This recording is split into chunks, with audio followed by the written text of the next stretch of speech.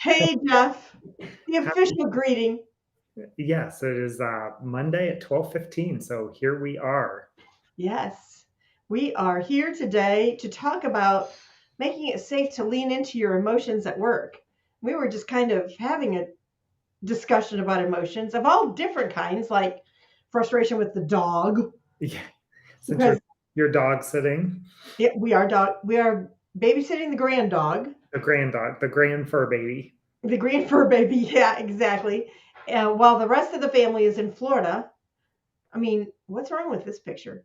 But that's okay. We're having an interesting experience, and I learned a lesson about making sure that the dog treats are way up high because teenage dogs will find a way to get to things even though you think they're in a Ziploc bag that they can't smell.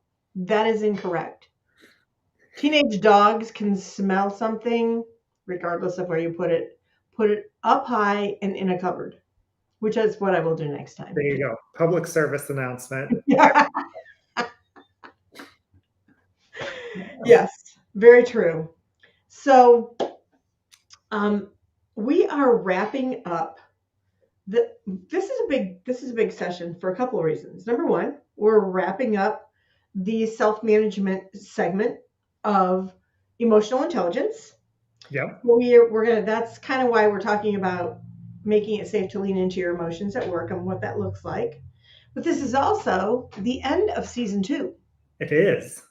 2 seasons, Jeff. We've done 2 seasons already. I know. And to think back to when you talked me into doing this 2 seasons ago. Sure, I'll give this a try. Had Yeah, no idea that you were committing the rest of your life to doing this. neither did I. But it's good. We are reaching more and more people. And not only that, but it's helping us get more clear in our thinking process. So if anybody's considering doing a podcast or a live stream, give it a shot because you don't have anything to lose. It does clarify thinking process and it builds your ability to speak up and think more clearly. Have I said that 3 times now? About those things that are really important to you. Yeah, So they get easier and they get better as they time. I do. watched a couple of the ones early on, and they were kind of cringeworthy. I'm not gonna at them. It's like, wow, we really didn't know what we were doing, and well, at least one of us Well, didn't. hey, I didn't know what I was doing either. Just think about the technology side of the first couple that we tried to do, and we couldn't even get on to streaming on LinkedIn. Yeah, it took a little bit of time, but we eventually figured it out. We did. This is true. So you have to be persistent and you have to recognize that you're making a commitment that's not going to just happen overnight. But that's okay. So want to just invite anybody who's with us watching right now online to say hi in the chat. That means just type into the comments section on either YouTube or LinkedIn. We love to interact with people who are watching with us. It always makes the conversation much more interesting. Not that Jeff and I can't have a half-hour conversation, because we can't. But when we engage with you, then we know we're going in the direction of those who are actually watching our live stream, and that's important also. Yeah. Yeah. So self-management, which is the second domain of emotional intelligence, is about being intentional about how you show up with your emotions. And when you have emotional self-control, you can respond to situations instead of reacting. So we've talked about that this month. Our last, Sherry Miller's here with us. Hey, Sherry, glad to have you with us. Feel free to chime in on anything we're saying as we go forward. And if you've got a story about this, feel free to chime in with that too. Just change the names to protect the innocent. So, as Jeff and I try to do most times. Yes. Um, But last time we talked about that margin was for sissies. Not. And that was really interesting because the interpretation of the word margin can be interpreted in a lot of different ways. And what we were talking about was space in your life, white space, Yeah. time that is not designated for getting things done. Because without that time, you're going to get less and less done.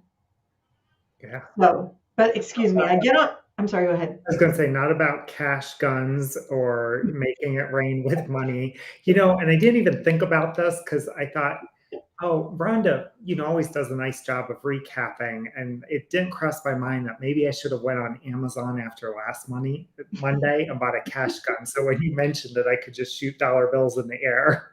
That But would have been rich. That yeah, would have been quite amazing. clearly I did not plan this ahead far enough. It's summertime, Jeff. So we'll cut you some slack this time, but don't do it again. Yeah. So at any rate, um, coming back to what we're talking about today, if we create a culture where emotions are legitimate, it frees us up to see new opportunities and lean into them because we're not captive to emotions, run wild, or unacknowledged. Because either one of those two things is really dangerous to creating a culture and building a team that is healthy and works together and is transparent with each other to be able to do all the work. So, how in the heck do we create a culture like this? Well, we are the first place because we are the leader. So, we have to take responsibility here. So, we have to manage our own emotions by creating the margin, as we just were talking about, not using the cash gun, but Yes. creating creating margin in our life. Productivity does not translate to 100% of the time. Productivity translates to allowing space in your calendar because your brain can't constantly be putting. You are not a machine. You are a person. And your brain doesn't work like a machine. By being adaptable, agility is good. There is not only one way to do things. We need to be agile and say, okay, well, we're trying this and it's not necessarily going exactly the way we expected. So what's another option? Do I remember that you've done like Lean Six Sigma training or one of those? Yeah. Yeah, so you kind of have that background and understanding. Yeah. That Growing up, I was always told, if there's not plan A doesn't work, there's B, there's C, there's 26 letters you can get through to kind of figure out what that right plan is. That's awesome because not everybody has learned that. There are some people in this world who've learned there is one way to do things and it's mine and that is the right way and any other way is the wrong way. Yep. And And I when think this is probably a little bit of a soapbox, but being adaptable also means as a business owner or leader that acknowledging others might get to the same goal differently. And yeah, just because it wasn't the way that you wanted it to be done with the exact steps, if the goal is being achieved, sometimes there's a big component as a business leader to letting go of some of that when you start delegating that yeah, as long as it gets done, whatever the task is within the time frame needed and the overall objective gets met, how Rhonda might do it versus how I might do it doesn't really matter, right? I mean, that's very true. if it takes me an hour and it takes you 8 hours to do it, that could be, a coaching thing, like walk me through your thought process, and let's find the new best way for Rhonda to complete this task or whatever. Or But I maybe do think, that somebody else needs to just straight up do the task. yeah, maybe it's not that person's gift. Right. It could be that there's training needed. It could be that you've let somebody loose before they're ready and capable. Or it could just be that it doesn't matter how long you train this person. I actually have a friend who tells this story. She is she does financial services for medical offices.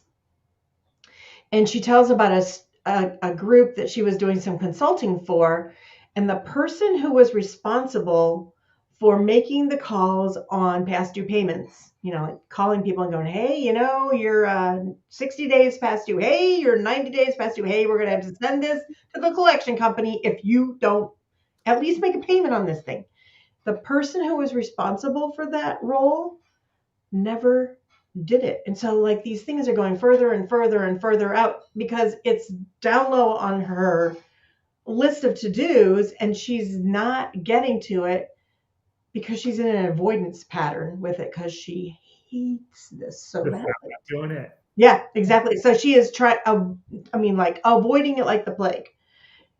Where there was somebody else in the office who what they ended up doing, because this other person in the office had no issue with making the phone call because she just wanted to check in on the person, make sure everything was okay. And oh, by the way, I noticed that your bill is now 60 days past due. What's going on with that?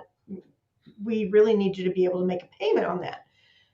So what they did was they flipped some responsibilities between those two people. And oh my gosh, their their accounts receivable got so much better. Radical.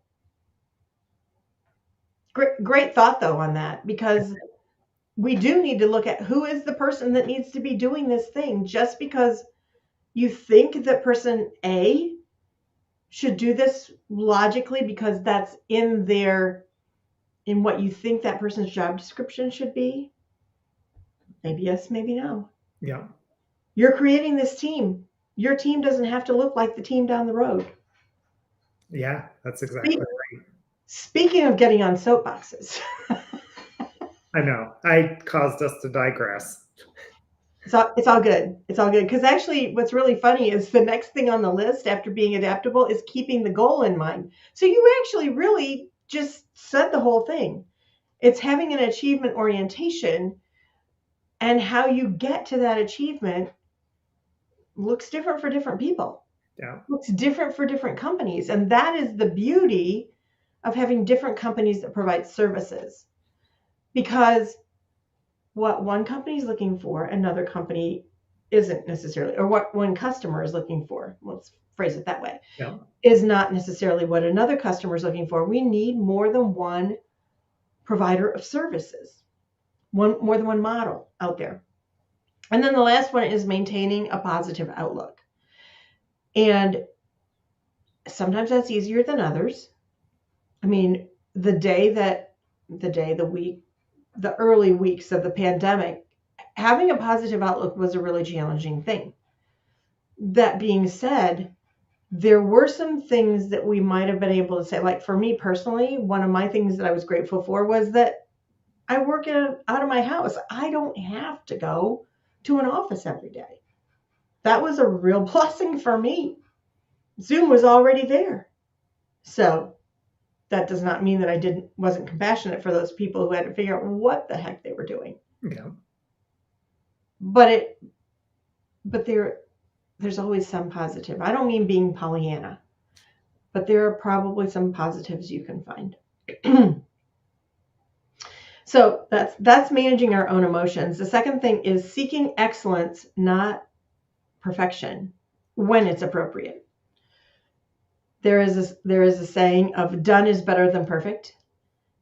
Personally, I don't know about you, Jeff, but I can get stuck in perfectionism, and I get so caught up in that it has to be perfect that I can't even really hardly get started but it has to be perfect, and I don't even know where to start to make it perfect.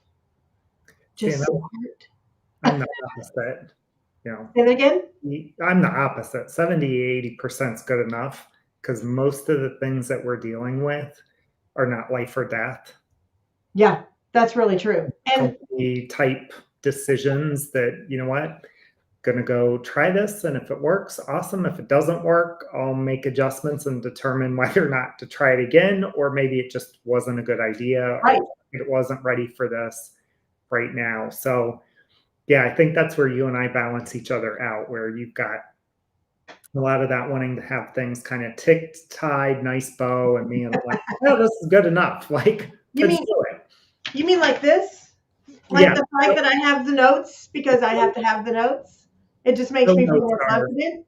yeah, that's what we were kind of joking about right before we went live, is Rhonda sends me kind of show notes for every week, just outline on kind of what we're gonna go through, and I think the subject line, this time was show notes, just another email you can ignore or something like that in the subject line. Just being real, Jeff, just Yeah, being because she real. knows that it's, you just give me a topic and a little bit, and I can go with it.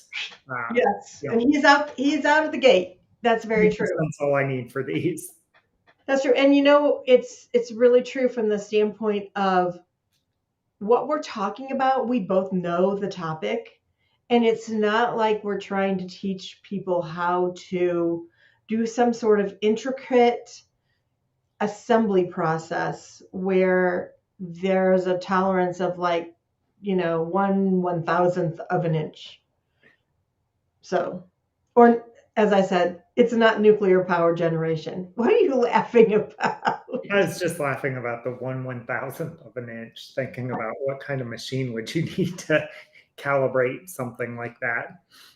I don't know, but I don't want to be anywhere near that machine. That just I do There's a not. whole lot of a whole lot of accuracy that you just Yeah.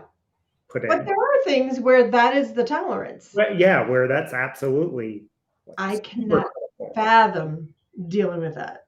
And that's why I'm grateful that I'm in the space I'm in and not in that kind of a space. Yep. Yeah. And then we need to recognize and own our role as the leader because how we manage our emotions has a ripple effect in the organization. If we are constantly coming into interactions with our team and we are uptight, and every time somebody says something, like you were talking about, that somebody on our team can do something more effectively and more quickly than what we can, if we're not open to them and we're judging them and questioning them and basically micromanaging them, that always goes over well. To micromanage somebody who knows how to do something so much better than you do.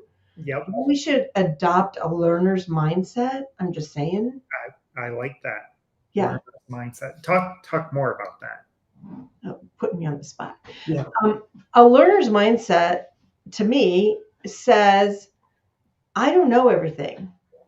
I need to be curious. I need to understand that there are things in this world that I can learn about from other people, Yeah. even about things that I think I know a considerable amount about. I can always learn something from the other person. And so a learner's mindset is a perspective of, I don't know everything there is to know about this particular topic. I have the capacity and the capability to learn about this. It's not like there's the concept of a fixed mindset and a growth mindset. Yep. It's not that I know what I know about this today and I will never know anything more unless I make the choice to not learn anything more about it. But that's really not suggested, because if you do that, you are going to be behind, Oh so yeah. far behind. It's not even going to be funny. It's If you have a learner's mindset, you are open to the fact that you don't know everything. It kind of goes back to what you said earlier, Jeff, about you learned as a kid that you went with plan A, and if plan A didn't work, you could always go to plan B, and if plan B didn't work, you went to plan C, and there were 26 letters of the alphabet. And then, of course, what they didn't say to you was the fact that you can always start over again with, AA and Yep. AB and et cetera, on down the line. So there's always another iteration, and if you have that learner's mindset, you can learn from anybody on your team.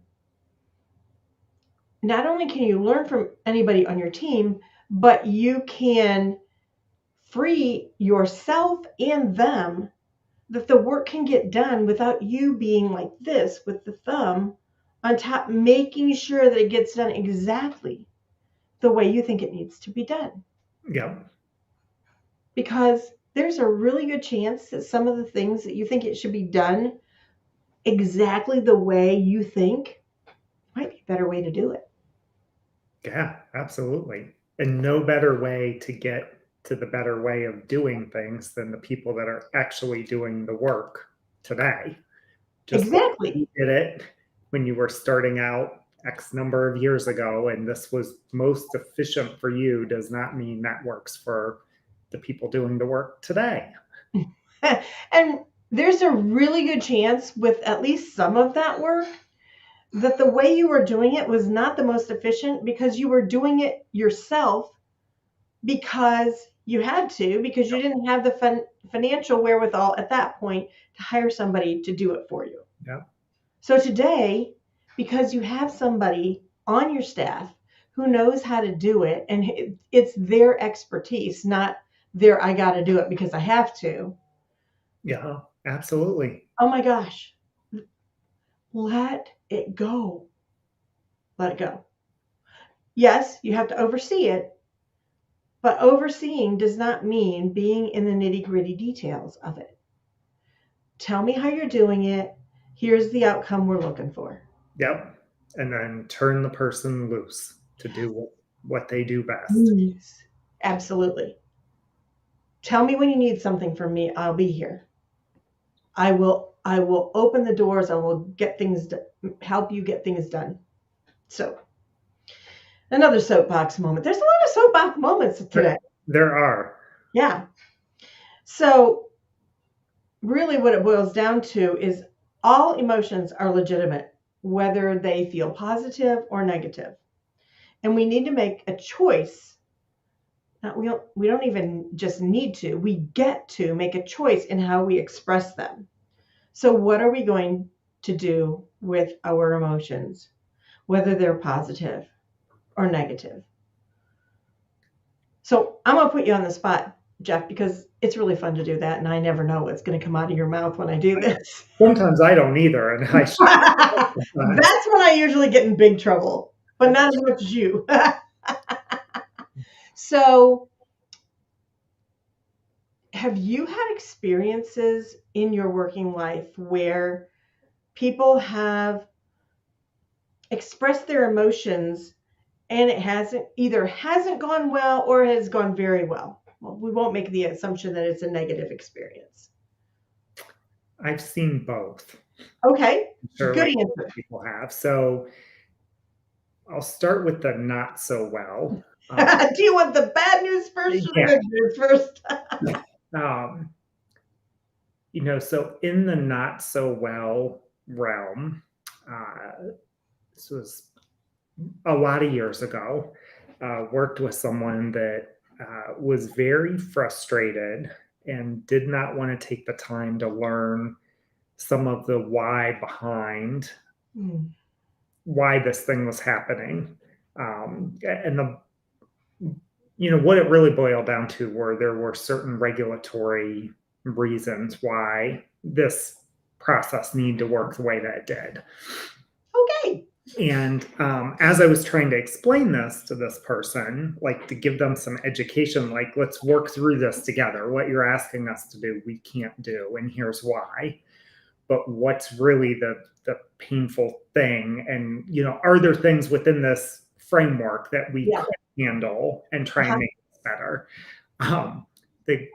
The other person got super frustrated, started getting loud and kind of obnoxious, and threw a pen across the table.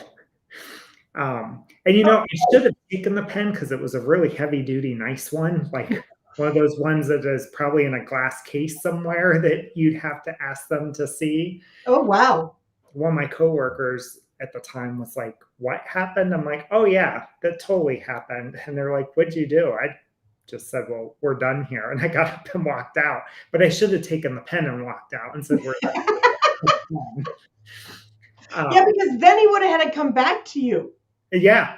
to get his pen. Yeah. You know, Or he and would have had a really amazing pen, one of the two. yeah. And with that particular interaction, um, that I had and just how abrasive the person was, not just in that, just in general, I'll be honest, it made me not want to work with them. Of course. Um, so when there were, you know, I need a favor for something, I'm like, yeah, we can't do that. Like, if this is how abrasive and how you're going to act and behave, like, I'm not going out of my way to help you. I mean, I'll help you, but I'm not, going to go over and above. So that was kind of one of the negative ones that came. That's an interesting story. Um, That for certainly creates a difficult culture. Yeah, for Yeah. sure. And then I've been in situations where it's gone much better, where the leader recognizes that maybe they're frustrated and kind of leverages the team to kind of process through that, with here's what happened, here's what I want to talk about, where it's very objective and without the emotional attachment of what went wrong. We need to get to a better answer because this wasn't acceptable. Yeah. And then let's work through it, together as a group. And those leaders that I've had the opportunity to work for and with and around, I would do absolutely anything for. If they asked me to do work a 12-hour shift for some reason, I would do it just because that's how those leaders are. And I think the other thing that also, having work for leaders that have that level of maturity, you can have a lot more respect for them, Yeah. how they process and control their emotions and how they show up. And it's not that they're so buttoned up, that you can't tell when they're frustrated. They're human, but the manner in which that they bring it up is in a way that people still feel good about themselves or their part in a situation that maybe they didn't realize that they had made things complicated, in some That's way. a really polite way to put it. Made things Yeah. complicated. I had some stuff, in the past with a leader that I worked with. We were working with a difficult client. And I thought for sure, just from some previous leaders that I had worked around, that, man, I'm going to really get chewed out for this, even though it's really not in my control. Here's some things I know I probably could have done better Yeah. in this situation, and like good learning. And had gotten off the call with the client and this other person I worked for, and they had called me, and I thought, oh, here it comes. I've been here before, and completely shocked me with, no, the things that you did, you absolutely did. And I said, these are, 2 points that I think I could have done better. And here's what I've learned from that. And the person says, yeah, but those are kind of minor. I don't think it would have changed the outcome.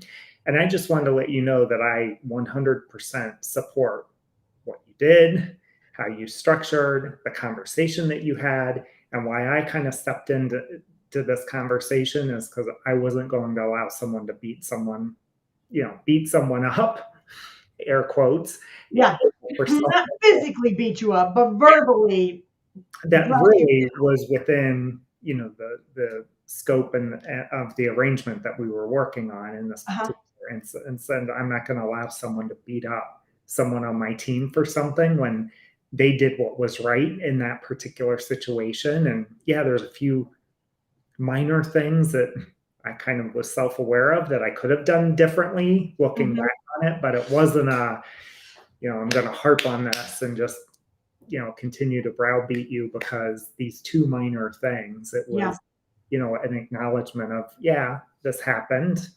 Person's, gotten a little testy about it, but they're not being, I'd say, emotionally mature in processing what's being shared with them. They're just taking the emotional aspect of not liking what they're hearing because it didn't align with what their narrative was, but there's data and other things to back up that this isn't the case. And, I think for me, those kind of leaders, like I said, are the ones that I love working with. Yeah, you run the walls for somebody like that. That absolutely, understands kind of how to control their emotions and bring it down to, very factual based, discussions. Which goes to the concept of having margin and having space between something happening and the response to it as opposed to reacting to it. Because it sounds like the people that you had to deal with in this situation, not your direct supervisor, who was definitely had your back, but these other people, regardless of how much time had gone on, they were still in the reactive phase as opposed to getting to responding. Yeah. So a whole lot of margin or white space to digest, Yeah. the data. And, some of it I think was a little bit of a attack the messenger. And that could very well be too, because who knows who, Which, as it went up the chain, they probably were having to answer for it too. yeah, But which happens. yeah, absolutely. This is life. So Gary made a comment. He says, "Hey Gary, glad you're with us. Yes. You are our true loyal fan, and we love that." He says, "I found an honest expression of emotions that goes with the principles in a situation is better than emotionality that devolves into terrible twos." Gary, I had to read the end of that with the terrible twos part like 3 times, but I finally got it. Yeah. And that's kind of, Jeff, what I heard out of what you said around these people that weren't happy with how things went. They were still in the reactive phase. They were in that terrible twos, not emotionally mature, Yeah. dealing with the situation. And heaven only knows that we can, doesn't matter how old we get, if we've not done the work to learn how to manage our emotions and recognize that that emotional self-regulation is our responsibility, that could happen.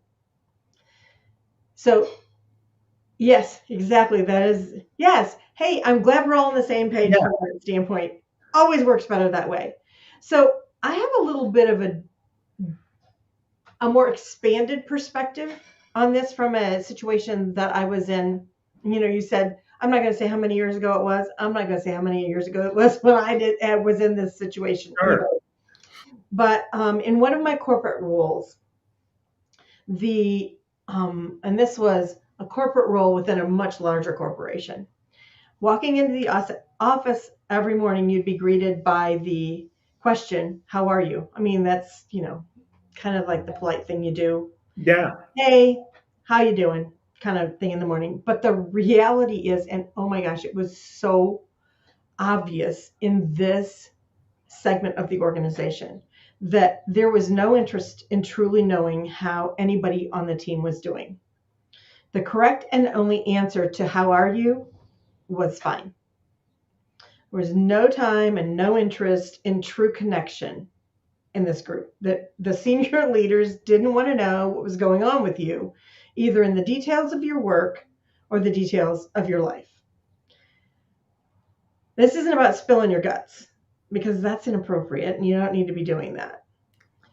But if somebody has a major crisis in their life, like when my husband was in that really serious car accident, or there was a devastating health diagnosis for you or your family member, or there was a death in the family, there has to be a way to express the emotions around that and provide support, the caring for another human being. Yeah. And I don't know if you've been in those situations, Jeff, but that was a lot of years ago. Let's just phrase it that way. But I remember it very, very clearly.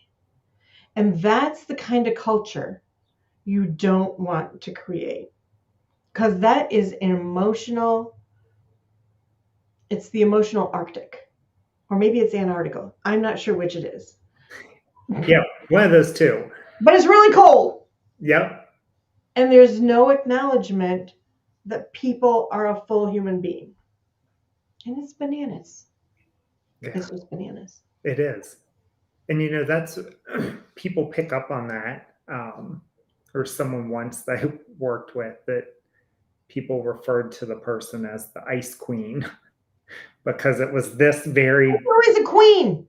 it could be Ice King, I know, I'm just being Ice obnoxious. Person, let's just put it All that right, way. fine, whatever. But it was Absolutely. very much just what you described. It was, don't have any interest in anything. Here's what you're going to do and go do it. And I don't want to hear about anything else. And what's really interesting with that is when you are that kind of a leader and then there's a project that goes wrong. And I mean, Jeff, you were talking about this, that your direct supervisor was completely supportive of you in the situation. Yeah. But in a culture like what I was describing, there are business implications, but there's also emotional implications of the quote failure, because I don't think what you described was a failure. The emotional toll of not caring about that as the leader will cause much more destruction than creating a culture of safety for emotions at work. And you, as the leader, set the example on this. So be human, for God's sake. Yeah. That pretty much wraps it up. Just be human, for God's sake. Be human. Yeah. End of season 2. Drop the mic. Absolutely. Absolutely. So express your emotions in a calm way. Learn how to get that space. And in the space, do the work so that you can express them calmly. No plate throwing. I don't mean like literal plate. Well, I mean, yes, you shouldn't be literally throwing plates. Unless you're at a Greek wedding. Isn't that where they throw the plates? I cannot speak to that. I don't know. I'm sorry to say, but I've never been to a Greek wedding. There was a movie about it once. The things that I have, yeah, right. I don't remember that part, but that's okay. So anyway, this is the end of season 2. We will be back. We'll be back, right? Right, Jeff? Yes. August 14th with season 3. If you would like to be featured in a coaching interview next season, DM either Jeff or myself, and we will get you more information about that. We would love to do that, to have a conversation with you around whatever topic you want to discuss that we can support you in. And for anyone that's not as hip as us, DM means direct message. Good point. Thank you for clarifying. Absolutely. So, thanks for watching. Gary and Sherry, thanks for letting us know you're with us. Yes. And we'll be back. Yeah, everyone enjoy the next couple of weeks of summer and hopefully good weather and family time. And like you said, we'll be back on August 14th at 12:15. Absolutely. See you then.